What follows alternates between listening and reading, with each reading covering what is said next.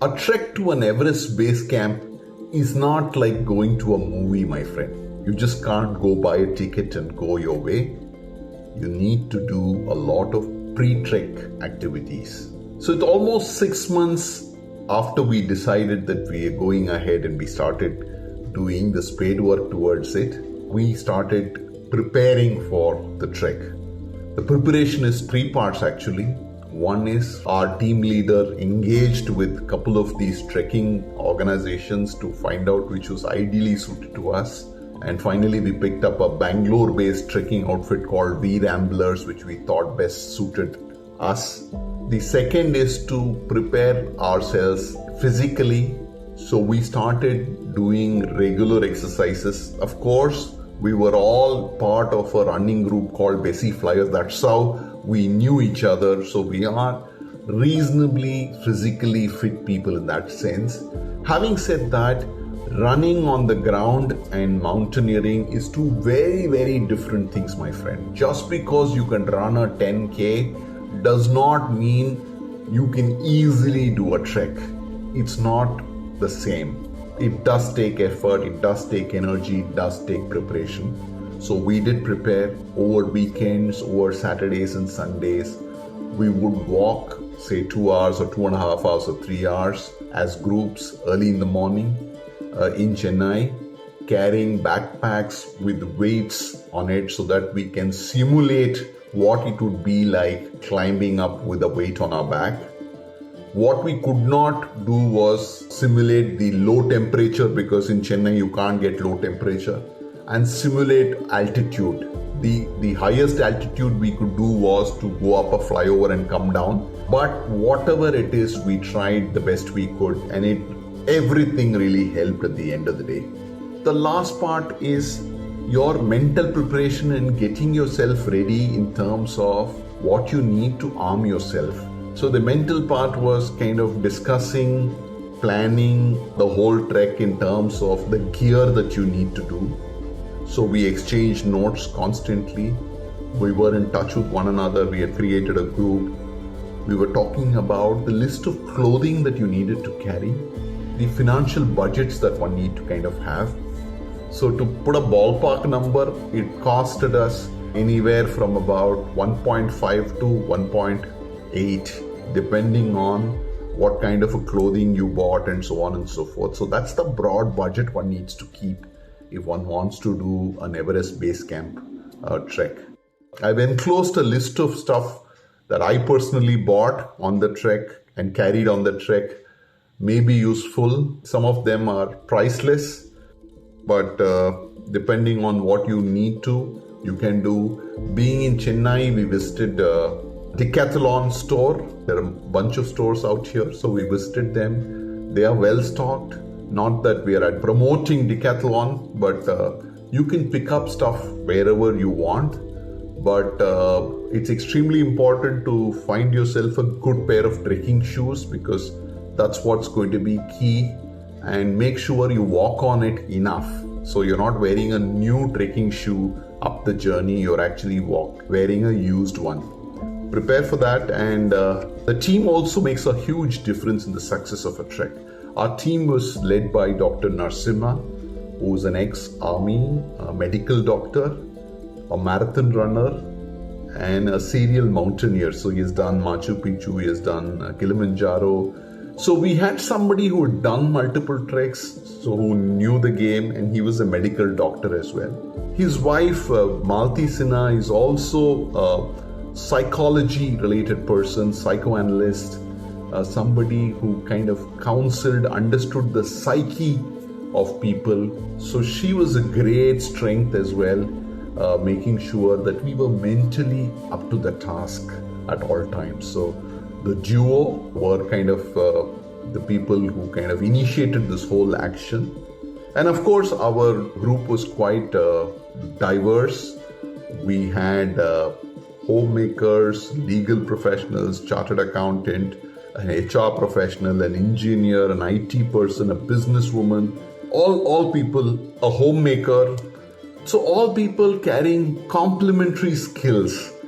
and everybody pitched in whenever it was needed. So it was also, the group dynamics was just quite fantastic. And all this, and all of us got to know each other even before the trek. So that helped in some sense and created the bonding that was needed for making this a very successful trek. Day 1. EBC trek. We left Kathmandu airport hoping to catch the 7:30 morning flight to Lukla, and as would have it, the schedules were all pushed back because weather is highly unpredictable in these parts, and finally we reached out Lukla only by about 12:30. Happens all the time. In fact, people have since told me that it sometimes gets postponed by days. Fortunately for us, it was only a couple of hours. But then we landed at Lukla around lunchtime, and then after a quick bite, when our guides joined us, that's where we started our first day of trek. We walked from Lukla to Phakding, a distance of roughly about 6 odd kilometers. We reached Phakding by about 5:30. It was a good start. Muscles started working. We started kind of getting into thing. We passed through picturesque villages with small children, beautiful children playing around, and my team members had carried gifts which we distributed. So the kids were very happy, and the journey started off on a good note. We reached the tea house where we rest for the night and had a good dinner and tucked in so that the next day was going to be a long trek. We needed to rest. Day 2 of EBC trek. The trek on day 2 was from Phakding to Namche Bazaar. The distance is about 12 kilometers, and it was the longest trek for us, the first long trek for us in the trekking journey.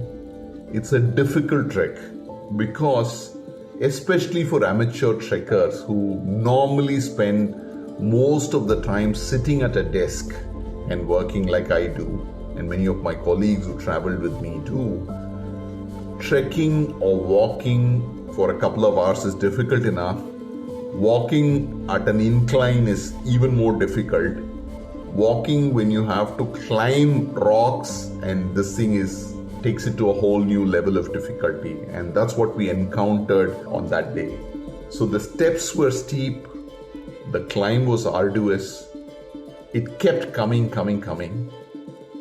That's the tough part of it, but the good part is that the view was breathtaking. We were among mountains, we were among greenery, some of the most beautiful hanging bridges, those beautiful single walking bridges that you would ever come across in the world were right there on the route at a very, very high altitude. So as one walked, the bridge swayed, and you need to be careful to catch hold of one side.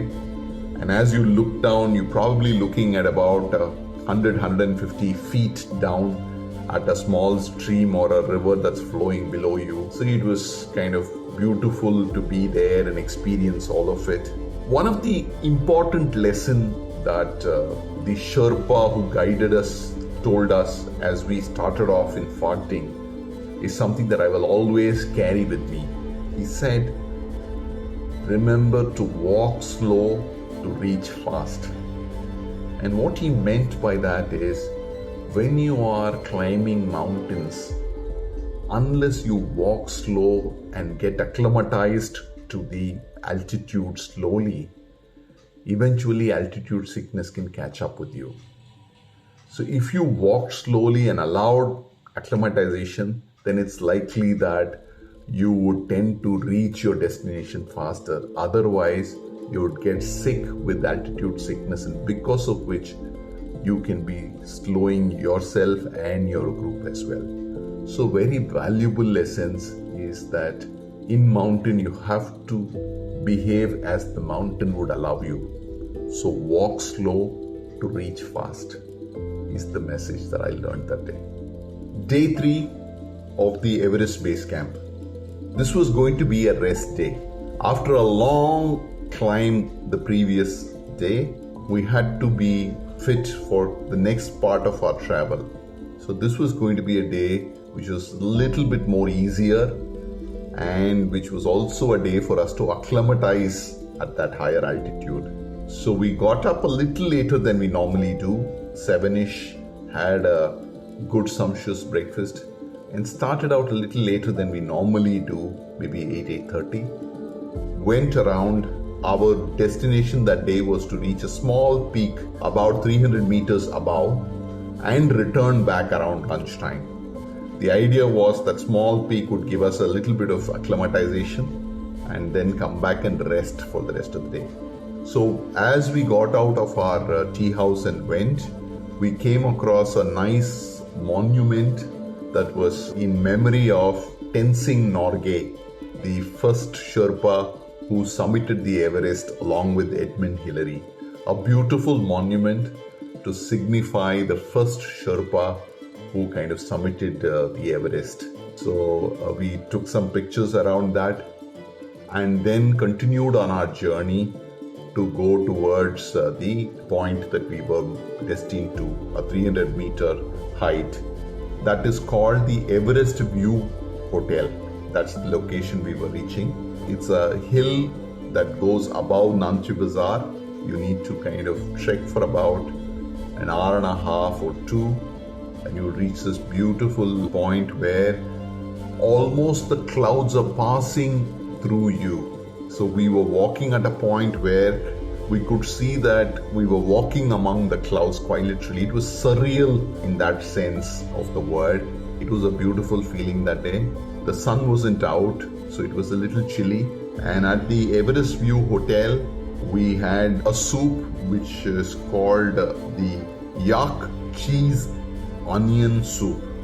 And I have never tasted anything as delicious as that. I don't know whether it was the altitude, the climb, or the yak cheese, but the combination was just heady. So after a great soup, all of us descended back and we were back to our tea house by lunchtime, and then relax afternoon for the rest of the day so that we can prepare for the next day of trekking. Day 4 of the EBC trek.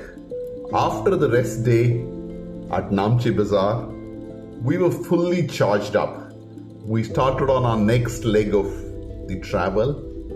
The plan was to move from Namche Bazaar to Tengboche. The entire distance was about 10 kilometers, and we expected to cover it in about 8 hours of time.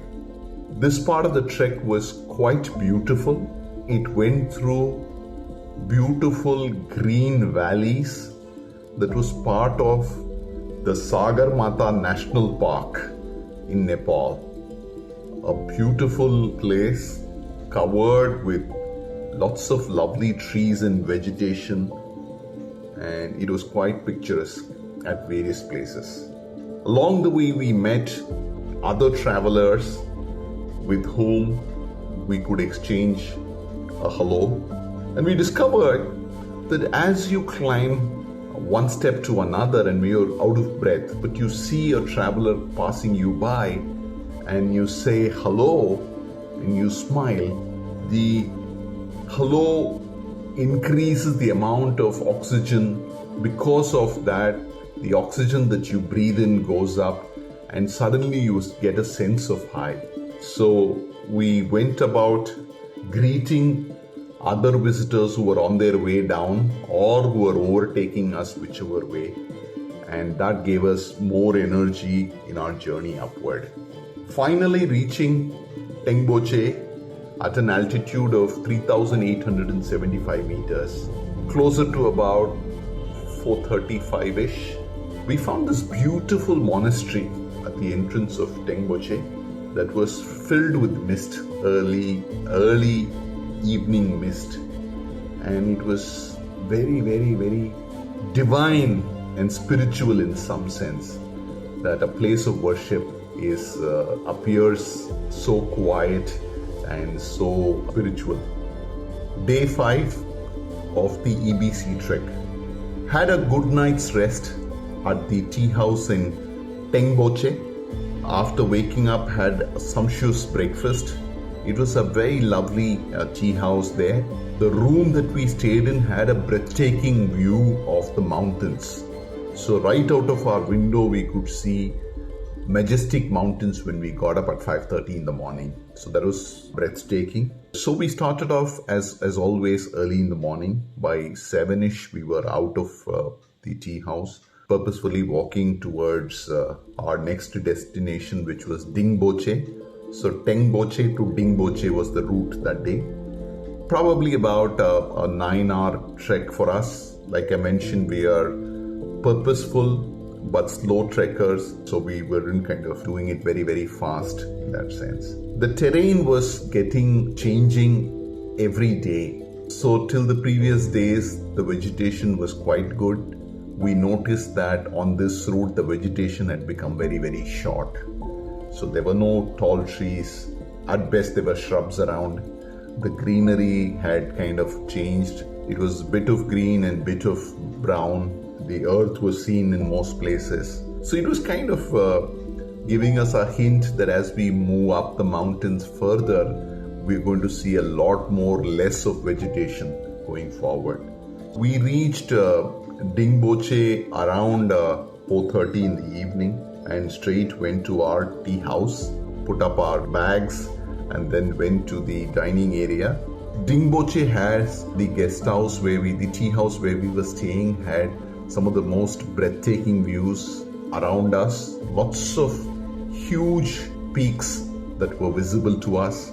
The biggest of them that was visible was one that was called Ama Dablam, meaning in Nepalese, mother's necklace. It is a beautiful mountain. It is much shorter than the Everest. However, because it was closer to the place where we were, it appeared quite gigantic and it loomed very large above us. It was both a breathtaking mountain but also appeared fearful, a kind of a paradox in that sense. We made new friends at the tea house, including a small 2-year-old who befriended me, and we had lots of fun out there. Time for a quick supper early in the evening and shut-eye to get prepared for the next day.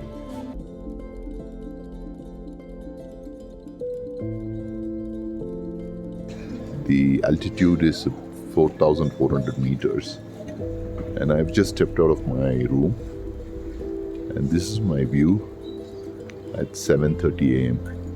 So everywhere you turn, there is a beautiful snow-capped mountain, and including the one behind me now. It's just a breathtaking series of mountains.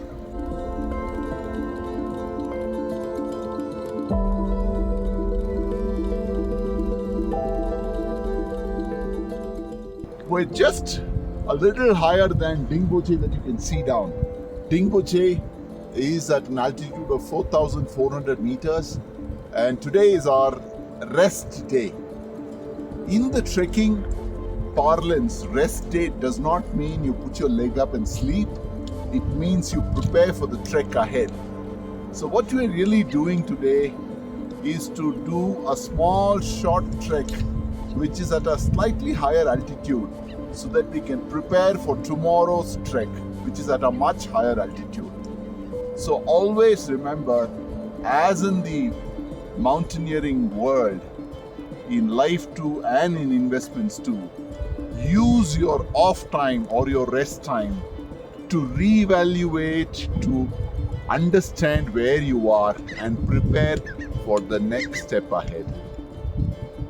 We are onward on our journey to EBC and look forward to catching you up there. More from the Financial Sherpa to come. Day 7 of the EBC trek. Dingboche to Lobuche. That was the journey that we were taking on that particular day. This was a day of another long trek, almost 10-11 hours for us.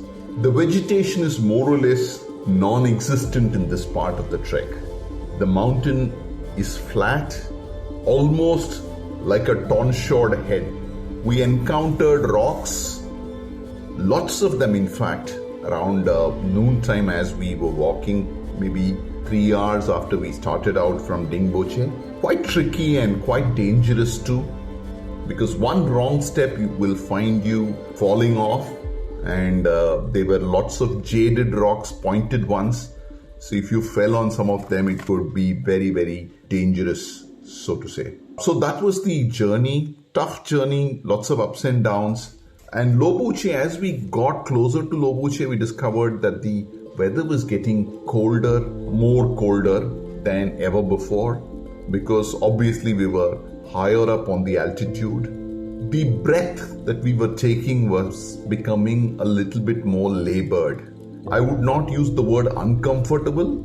We were breathing through our mouth as well at various points, but a bit labored nevertheless it was, because oxygen was lower than at any point in time in the past. So it was more labored, but none of us were very uncomfortable, so to say. We just continued through.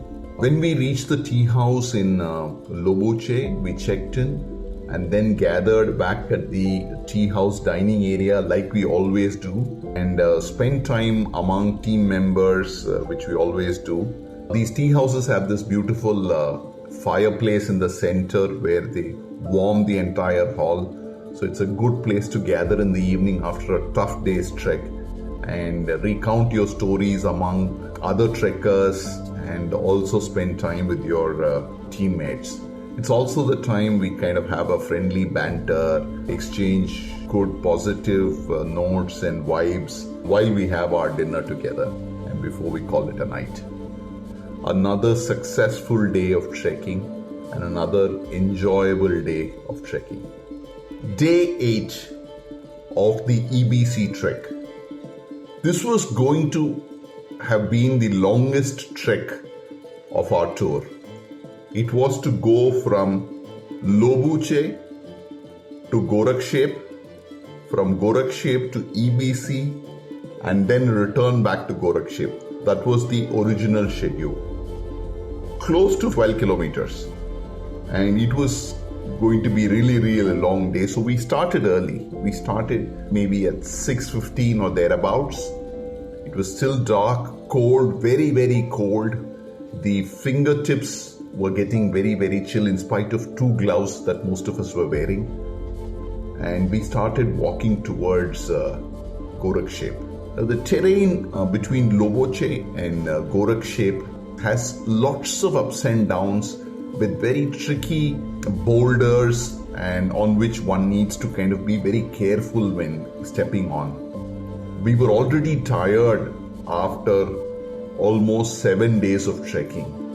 So we also had to kind of pace ourselves much slower than we would have loved to. End result is we reached out to Gorakshep closer to about 11:30 in the morning. And by then we realized that after a small lunch break, it would be too difficult to go to EBC and return before nightfall. Remember, in those locations at those heights, it starts getting dark from 4:35 onwards, and it becomes more dangerous to walk after that if you don't have sufficient lighting and so on and so forth.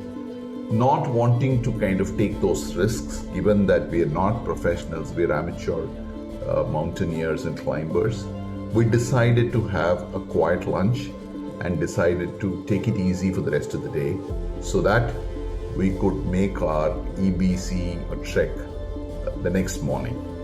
So we had an early supper that day and tucked into our beds so that we could be refreshed for the next day morning's trek. That was how a day 8 planned out. Learnings on day 8 is that always need to be flexible with one's schedule. Never go with a fixed mindset of what one was wanting to achieve earlier. Always be open-minded, because the mountain decides when you need to visit it, not the other way around. Day 9 of EBC trek. Gorakshep to the Everest Base Camp. We were super excited. On that given day, we are going to reach the Everest Base Camp. After 8 long days of trek, on the 9th day, We were almost on the cusp of our final destination. So we left the day early, 6:30, after having a quick breakfast. We kind of started walking towards the EBC. The route, the trek was a little bit difficult, a little treacherous trek in the end, lots of ups and downs, but lo and behold, in a 3 hours time, we were right there at the EBC rock. We were super thrilled. Reaching the Everest Base Camp was tough because you had to walk through glacier. You were walking on a glacier, the Khumbu Glacier. It's all rocks and fragments, extremely dangerous and uneven terrain. But reaching there gave us a feeling that was unexplainable. After so many days of trek and so much of difficulty, the sight and the sheer sense of achievement just overtook us, all of us. We all kind of had tremendous joy. It was sunny and it was cold as well at the same time, and we celebrated ourselves. Given that we had reached it in the morning, there wasn't anybody out there, and so we were all by ourselves, me and the group. Mission accomplished. We spent almost 75 minutes at the Everest Base Camp, taking pictures, photographs, videos, all for posterity purposes. As they say, mission accomplished. In all, the EBC trek had taken us 9 full days to reach the Everest Base Camp. It was mind over matter, literally. It was a tough trek, not in any way easy, but not impossible. When we completed the trek, we realized that impossible is nothing as long as you believe in yourself, focus on the goal, and take one step at a time. Thank you so much for watching. This is Babu Krishnamoorthy, your financial Sherpa, signing off.